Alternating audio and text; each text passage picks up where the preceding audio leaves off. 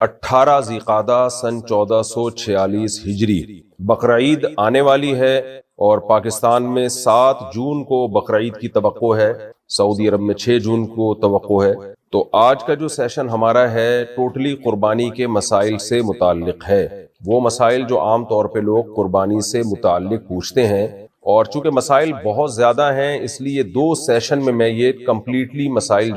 جو کمپلیٹ مسائل ہیں وہ ریکارڈ کرواؤں گا۔ تو آج کا جو سیشن ہے وہ ہے قربانی کے مسائل، ایپیسوڈ نمبر 1، اور پھر دوبارہ اگلے ایپیسوڈ میں انشاءاللہ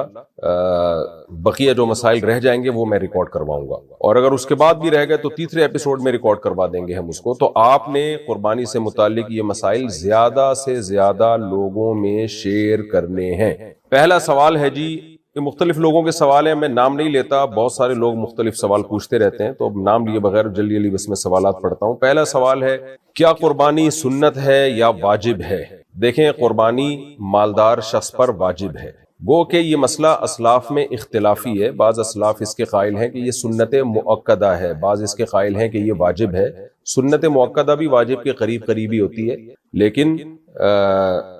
قربانی جو ہے وہ واجب ہے۔ اس کی دلیل نبی صلی اللہ علیہ وسلم کی یہ صحیح حدیث ہے، من وجد سعۃ لأن یضحی فلم یضحی فلا یقربن مصلانا۔ جس شخص میں قربانی کی گنجائش ہو قربانی کرنے کی اور وہ قربانی نہ کرے تو ہماری عیدگاہ کے وہ قریب بھی نہ پھٹکے، تو بڑی شدید وعید ہے۔ بعض حضرات یہ دلیل دیتے ہیں کہ حضرت ابو بکر اور عمر رضی اللہ تعالی عنہما قربانی نہیں کرتے تھے، اور حدیث کے الفاظ ہیں کراہیۃ ان یقتدی بہما، اس خوف سے کہ لوگ ان کی اقتدا کرنا نہ شروع کر دیں۔ اس کا جواب یہ ہے کہ سیدنا ابو بکر اور سیدنا عمر رضی اللہ تعالی عنہما یہ دونوں صحابہ غریب تھے، مسکین تھے، پیون زدہ کپڑے پہنا کرتے تھے، تو آپ نے قربانی اس لیے نہیں کی کہ اگر آپ قربانی کرتے تو لوگ سمجھتے کہ غریبوں پر بھی یہ لازم ہے، ورنہ اصولی طور پر دیکھا جائے کہ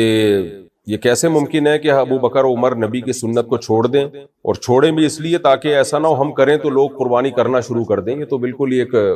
عجیب سی بات ہو جائے گی۔ صحابہ تو نبی کے عمل کو زندہ کرتے تھے تاکہ لوگ اس کو کریں، تو ابو بکر عمر رضی اللہ عنہما نے اس لیے نہیں کی کہ آپ بہت مسکین تھے، صرف غریب نہیں تھے، بہت زیادہ مسکین تھے، تو اس لیے آپ اگر کرتے تو لوگ یہ سمجھتے کہ شاید سب پر واجب ہے یہ، تو غریب لوگ بھی قرضے لے کے اور مشکل میں پڑ کے پھر قربانی کرنا شروع کر دیتے، تو اس لیے ان دونوں نے نہیں کی۔ لیکن صحیح حدیث سے ہمیں معلوم یہی ہوتا ہے کہ نبی صلی اللہ علیہ وسلم نے فرمایا جس کے پاس قربانی کی گنجائش تھی اس نے نہیں کی، وہ ہماری عیدگاہ کے قریب نہ پھٹکے۔ وہ مسئلہ اختلافی ہے، اسلاف میں اختلاف تھا، لیکن دلیل کے لحاظ سے راجح بات یہی معلوم ہوتی ہے۔ دوسری بات، عبادات میں احتیاط کے پہلو کو ہمیشہ ترجیح دی جاتی ہے۔ دوسرا مسئلہ یہ ہے کہ کیا گھر کا سربراہ اگر قربانی کرے تو سب کی طرف سے ادا ہو جائے گی؟ یہ بھی مسئلہ اسلاف میں اختلافی رہا ہے، بعض اسلاف اس کے قائل ہیں کہ گھر کا سربراہ اگر کرتا ہے تو سب کی طرف سے قربانی ادا ہو جاتی ہے، لیکن اس بارے میں بھی اس حدیث کی بیس پر ہمارا موقف یہی ہے کہ جو بھی صاحب استطاعت ہے اس پر قربانی لازم ہوگی، اور دلیل یہی ہے من وجد سعۃ لأن یضحی فلم یضحی فلا یقربن مصلانا، جس کے پاس بھی گنجائش تھی قربانی کرنے کی اس نے قربانی نہیں کی، وہ ہماری عیدگاہ کے قریب نہ آئے۔ بہرحال اختلافی مسئلہ ہے، اس میں شدت جائز نہیں، کسی فریق پہ زیادہ ملامت یا طنز اور جو آج کل یوٹیوب پہ مناظرے بازی کے چیلنج ہوتے ہیں یہ ٹھیک نہیں ہے۔ تو احتیاط بہرحال اسی میں ہے کہ جو بھی صاحب استطاعت ہے وہ قربانی کرے۔ دوسرا مسئلہ ہے قربانی لازم کس پر ہے؟ تو قربانی صاحب استطاعت پہ لازم ہے، صاحب نصاب پہ لازم ہے۔ صاحب نصاب کسے کہتے ہیں؟ 5 چیزیں: سونا، چاندی، مال تجارت۔ مال تجارت کہتے ہیں ہر وہ سامان جو آپ نے بیچنے کی نیت سے خریدا ہو اور اب تک بیچنے ہی کی نیت ہو۔ اور چوتھی چیز ہے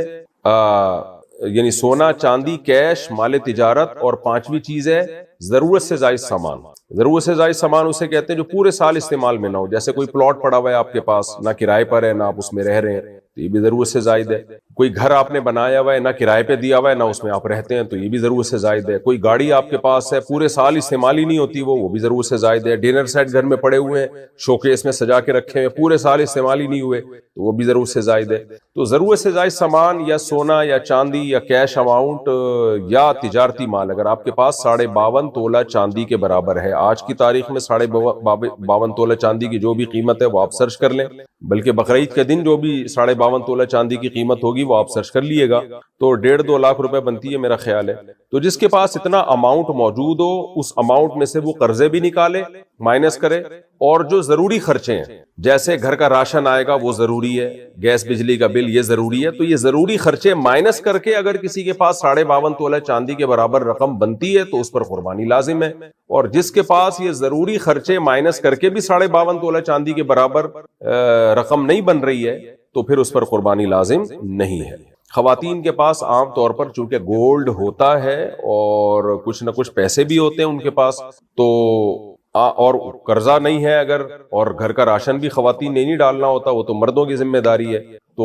گیس بجلی کا بل بھی مرد دے رہے ہوتے ہیں، تو اس لیے آج کے زمانے میں عام طور پہ خواتین پہ قربانی زیادہ لازم ہو رہی ہوتی ہے، مردوں پہ کم لازم ہو رہی ہوتی ہے، کیونکہ گولڈ ہوتا ہے خواتین کے پاس اور شریعت نے ان کے ذمے کوئی خرچے ڈالے نہیں ہیں، مردوں کے ذمے تو بہت سارے خرچے ہوتے ہیں، تو ایسی صورت میں خاتون پر بھی قربانی لازم ہوگی۔ ہاں، خاتون کی طرف سے ان کا شوہر قربانی کر سکتا ہے اجازت سے، شوہر نے اگر اپنی بیوی کی طرف سے قربانی کر دی، قربانی کرنے کے بعد بتایا کہ میں نے تمہاری طرف سے قربانی کر دی ہے، تو قربانی ادا نہیں ہوگی، پہلے وہ بتائے گا کہ میں آپ کی طرف سے قربانی کر رہا ہوں، وہ اجازت دے دے تو ٹھیک ہے۔ اجازت دینے کے لیے بس خاموش رہنا بھی کافی ہے، زبان سے کہہ دینا بھی کافی ہے، خاموش رہنا بھی کافی ہے، شوہر بیگم کو فون کر دے بیگم تمہاری طرف سے میں قربانی کر رہا ہوں، تو اطلاع دے دے گا تو یہ اطلاع بھی کافی ہے۔ یہ تو ہو گیا جی مختصراً قربانی کے لازم ہونے کا مسئلہ۔ اب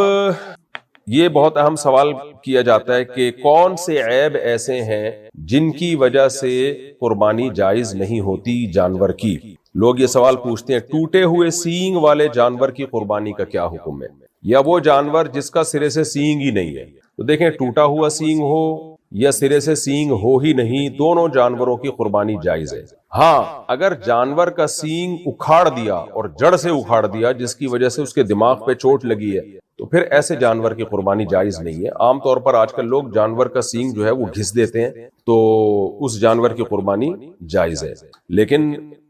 یہ جو میں نے سنا ہے کہ جو جانور کا سینگ گھستے ہیں یا اس میں کچھ ایسا